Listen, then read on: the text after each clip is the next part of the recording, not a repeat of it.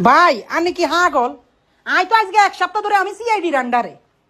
আমি যদি হেরে ধরাই দিতাম তাহলে তাই প্রথম ধরিয়ে আমি যে এক সপ্তাহ ধরে আর সিআইডি আটকে রাখছে, সিআইডির আন্ডারে সিআইডি আর চোখে চোখে রাখছে, তো হেকতে ধরা খাইছে। তো আমার লগে এর লগে তো কোনো যোগাযোগ না। আমারে তো ধরছে হের বাপের যেদিন ধরছে, আমারে হে দিন হের বাপের আগে আমারে ধরছে, প্রথমে ধরছে আমারে আর আঙ্গ সজল বাইরে। কথা বুঝছেন ভাই? মানে এসব মিথ্যাচার কেন যে চালায় আল্লাহর গজব পড়বে এখন তার উপরে। মানে নিউজ এত খারাপ ভাই, আর কাছে না জিগে না হুঙ্গা হেগুন তো নিউজ করি এলা নিজে নিজে কি আল্লাহর গজিজ্ঞা দেশে বসবাস করি, আল্লাহর গজব পড়বে এখন তার উপরে।